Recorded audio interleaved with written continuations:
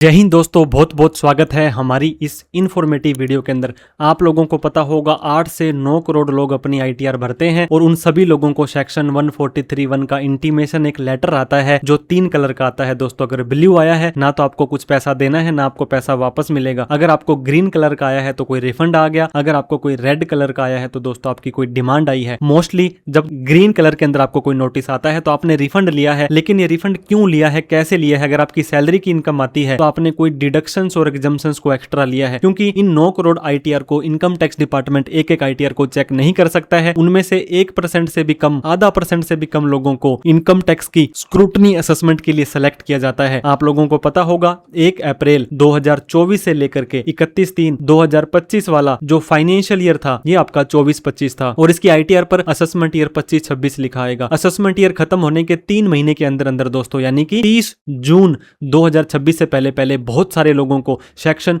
143(2) के नोटिस आए हैं, सेक्शन 144(b) फेसलेस असेसमेंट के नोटिस आए हैं। तो बहुत सारे लोग पैनिक हो गए हैं कि हमें अब क्या करना है। सर दोस्तों, आपको ये पहला इंटीमेशन आया है कि आपका केस सेलेक्ट हो चुका है। आप लोगों ने देख भी लिया होगा, जैसे ही आप अपने इनकम टैक्स के पोर्टल को लॉगिन करेंगे, पेंडिंग एक्शन के अंदर जाएंगे, उसके बाद में यहाँ पे ई प्रोसीडिंग का ऑप्शन आप लोगों को दिखाई दे रहा होगा। इस पर आप जैसे ही क्लिक करेंगे तो आपके पैन कार्ड के अगेंस्ट में जितने भी फॉर योर एक्शन, आपको जो एक्शन लेने हैं, यहाँ पे असेसमेंट प्रोसीडिंग 143(3) असेसमेंट ईयर 25-26 यानी कि 31/3/25 वाले साल का नोटिस आया है। और व्यू नोटिस ऑर्डर के अंदर आप लोगों को 2 नोटिस आए हैं दोस्तों। जैसे ही आप इस नोटिस को क्लिक कर देंगे, अब आप यहाँ पे देख सकते हैं सेक्शन 143(2) का नोटिस आया है, सेक्शन 144(b) का नोटिस आया है। अब बहुत सारे लोगों का सर सवाल आया है कि सर हम अब इस नोटिस का क्या रिप्लाई दें, कैसे रिप्लाई दें। सबसे पहले तो आप ये जान लीजिए कि ये नोटिस किन किन लोगों को आया है और क्यों आया है। दोस्तों 80-90% के मामले में तो जिन लोगों ने अपनी आईटीआर के अंदर रिफंड क्लेम कर लिया था, तो डिपार्टमेंट जानना चाहता है कि आपने जो एक्स्ट्रा डिडक्शंस और एग्जम्पशंस ली थी, क्या आपके पास वो जेन्युइन थी? जब आपके एआईएस, आपके टीआईएस और आपके 26AS के अंदर बहुत तरह का डेटा आ रहा था। मान लीजिए आपने कोई कैश डिपॉजिट करवा दिया, आपने एफडी करवा दी, आपने आरडी करवा दी, आपने क्रेडिट कार्ड का बिल भरा, आपने क्रिप्टो करेंसी के अंदर काम किया, आपने जीएसटी नंबर ले रखा था। अब यहां पर आप देख रहे होंगे कि दोस्तों आपको ये 20 जून को जारी हुआ और 5 जून को इसका रिप्लाई देना है। 15 दिन का टाइम आप लोगों को इस नोटिस में दिया गया है, लेकिन क्या रिप्लाई देना है वो इन्होंने क्वेश्चनरी अभी तक जारी नहीं करी है। सबमिट रिस्पॉन्स आ रहा है, यहाँ पे नोटिस डाउनलोड करके भी देख सकते हैं दोस्तों। हमने एक डिटेल वीडियो में ऑलरेडी आपको बताया था, वहां पर भी कोई क्वेश्चन आपसे नहीं पूछा गया है। अगर आपको लगता है कि टाइमली आप रिप्लाई नहीं दे पाएंगे तो 15 दिन के लिए आप अपने टाइम को एडजोर्नमेंट करवा सकते हैं दोस्तों। जैसे ही सबमिट रिस्पॉन्स पर आप क्लिक करते हैं, ये बोलता है कि आपके जो अटैचमेंट्स हैं पीडीएफ के अंदर, एक्सेल के अंदर, सीएसवी और जिप के अंदर होने चाहिए। आपके प्रॉपर स्कैन डॉक्यूमेंट होने चाहिए, अच्छी क्वालिटी के अंदर होने चाहिए। अब आपको कंटिन्यू बटन पर क्लिक कर देना है। यहां पर दोस्तों फिर से आप देखिए, आपका जो रिस्पॉन्स आपसे मांगा जा रहा है, पार्शियल रिस्पॉन्स और फुल रिस्पॉन्स, और यहां पे कुछ आपको लिख देना है। 4000 शब्दों में लिख सकते हैं, लेकिन लिखना क्या है दोस्तों ये अभी तक डिसाइड नहीं हुआ है। पहले आप ये डिसाइड करें जो आपने अपना रिफंड लिया था वो आपका जेन्युइन था, आपने अपनी आईटीआर को एआईएस, टीआईएस और 26AS के हिसाब से भरा था। दोस्तों हम एक केस आपके साथ डिस्कस करना चाहेंगे जो हमारे एक असेसी को आया था। अब आपने सुना होगा कि सेक्शन 143(2) के अंदर आपको इंटीमेशन आया है, सिर्फ सूचना दी गई है। इसके बाद में सेक्शन 142(1) का नोटिस आप लोगों को आएगा। दोस्तों पिछली बार एक क्लाइंट को 30 जून 2025 को नोटिस उससे पहले आ गया था और अगला नोटिस 25/8 को आया था। मतलब यहां पर जुलाई का महीना और अगस्त का महीना पूरा लग गया था।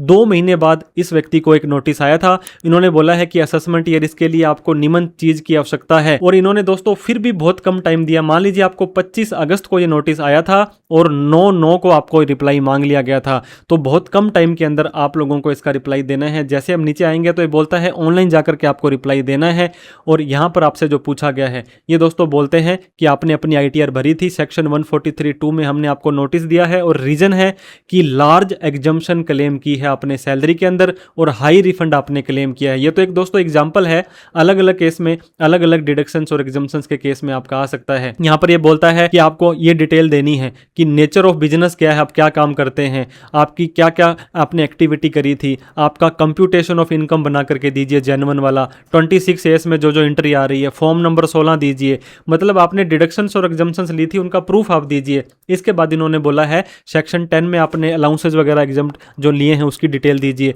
आपके ऑल बैंक अकाउंट्स, जितने भी बैंक अकाउंट्स हैं उन सबका नेम, अकाउंट टाइप, उसका कितना अकाउंट नंबर है, ये सारा का सारा डेटा आपको देना है। इसके बाद में एक्सप्लेनेशन देनी है कि आपने जो रिफंड लिखा था, आपने देखो justification and elaborate the documentary evidence, आपने जो भी रिफंड क्लेम किया था। तो कहने का मतलब आज की तारीख में तो अभी तो इनकम टैक्स डिपार्टमेंट ने अब यहाँ पे दोस्तों फुल रिस्पॉन्स दे देंगे। यहाँ पे आप सिंपल सी लाइन लिख सकते हैं कि मैं एक्नॉलेज करता हूँ कि आपकी ये नोटिस को मैंने प्राप्त कर लिया है और मैंने अपनी ITR को बड़ी ही अच्छे से भरा है। मेरी बैंक की स्टेटमेंट में फालतू का लेन देन नहीं है, मेरा फॉर्म 16 है, मेरी ये डिडक्शंस है, मेरी ये एग्जम्पशंस है, मेरा ये कैश है, मेरा ये क्रेडिट कार्ड, मेरी ये FD है।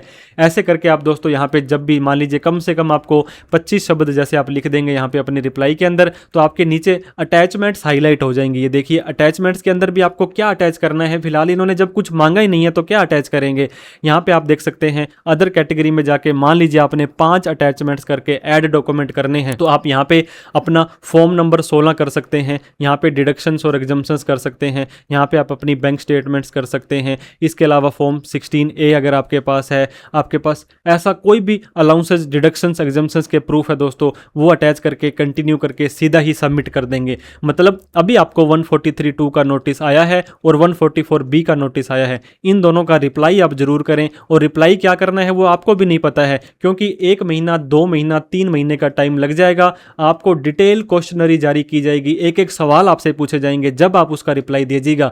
अगर आप रिप्लाई नहीं देते हैं तो 10-10 हज़ार रुपए तक की दोस्तों आपको पेनल्टी भी लगाई जा सकती है। और ये आपका केस लंबा चलने वाला है। 31 मार्च 2027 तक आपको नोटिस आएंगे, आपका असेसमेंट होगा, फिर आपका फिर से दोस्तों कंप्यूटेशन क्रिएट होगा, आपकी डिमांड निकाली जाएगी और उसके बाद में हो सकता है आप शुरू के अंदर ही सरेंडर हो जाएं। आप डिपार्टमेंट वालों को बोलें कि सर मुझसे तो गलती हो गई, जितना टैक्स मैंने आपका रिफंड लिया था वो वापस भरने को तैयार हूं। तो जितना भी टैक्स बनेगा, इंटरेस्ट बनेगा, उसकी 200% पेनल्टी आपकी माफ की जा सकती है। बहुत तरह के हाई कोर्ट के, सुप्रीम कोर्ट के जजमेंट इसके ऊपर आ चुके हैं। तो दोस्तों आप इस नोटिस को बिल्कुल भी इग्नोर मत करें, बिल्कुल भी लाइटली मत लें।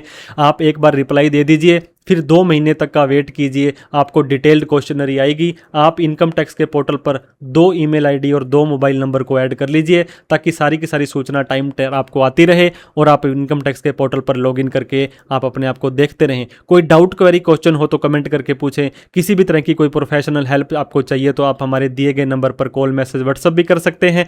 तो एक बार तो 143(2) और 144B का नॉर्मल रिप्लाई दे दीजिए कि हमने आपकी नोटिस को, डिटेल को एक्नॉलेज कर लिया है। इन फ्यूचर में कोई भी आप रिप्लाई देंगे, अगर आपने सेक्शन 139(8)A के अंदर अपडेटेड ITR ऑलरेडी भर दी थी नोटिस आने से पहले, तो आप उसका रिप्लाई वो भी दे सकते हैं। अदरवाइज अब आप अपनी ITR यू को मत भरें।